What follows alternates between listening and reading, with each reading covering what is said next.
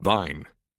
After they captured my sister and me, they put us in a cramped, dark crate that smelled of urine and fear. Somehow I knew that in order to live, I had to let my old life die. But my sister could not let go of our home. It held her like a vine, stretching across the miles, comforting, strangling. We were still in our crate when she looked at me without seeing, and I knew that the vine had finally snapped. The temporary human.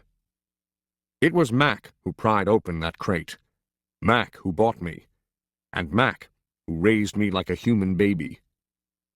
I wore diapers. I drank from a bottle.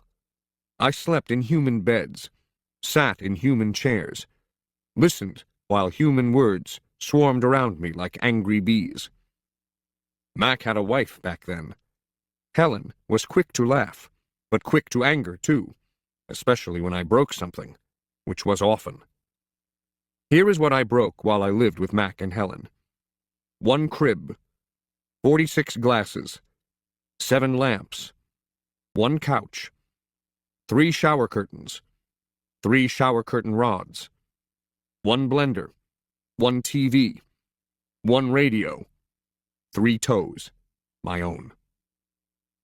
I broke the blender when I squeezed 2 tubes of toothpaste and a bottle of glue into it. I broke my toes attempting to swing from a lamp fixture on the ceiling. I broke 46 glasses. Well, it turns out there are many ways to break a glass.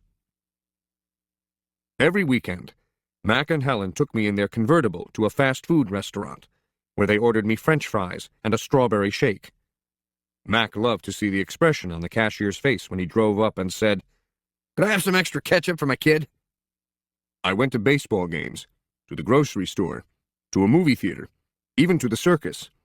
They didn't have a gorilla. I rode a little motorbike and blew out candles on a birthday cake. My life as a human was a glamorous one, although my parents, traditional sorts, would not have approved. Hunger. In my new life as a human, I was well tended. I ate lettuce leaves with Thousand Island dressing, and caramel apples, and popcorn with butter. My belly ballooned. But hunger, like food, comes in many shapes and colors. At night, lying alone in my poo pajamas, I felt hungry for the skilled touch of a grooming friend, for the cheerful grunts of a play fight, for the easy safety of my nearby troop foraging through shadows. Remember what happened to Tag, I told myself. Don't think about the jungle.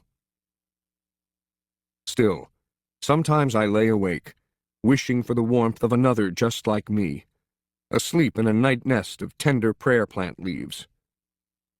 I liked having sips of soda poured into my mouth like a bubbling waterfall.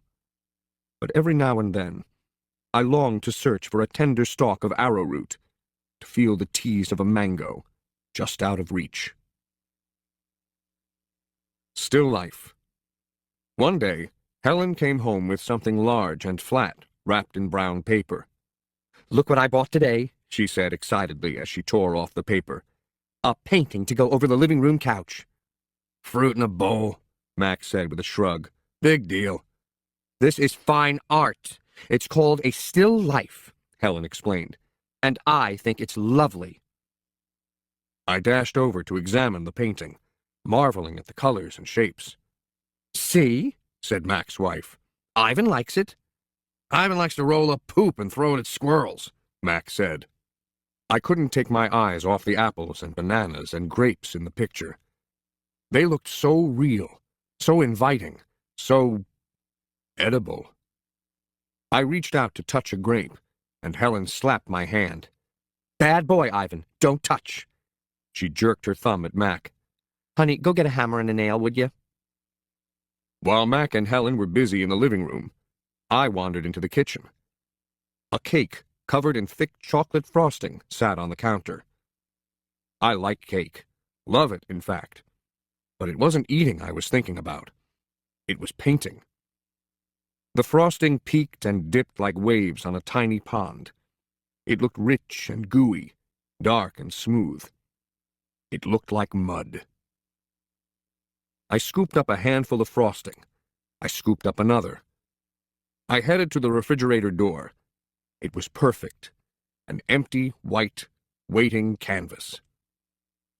The frosting wasn't as easy to work with as jungle mud. It was stickier, and of course, more tempting to eat. But I kept at it. I scraped off every last bit of that frosting. I may have eaten a little cake, too. I don't remember what I was trying to paint. A banana, most likely. I suppose I knew I was going to get in trouble. But at that moment, I just didn't care. I wanted to make something, anything, the way I used to. I wanted to be an artist again.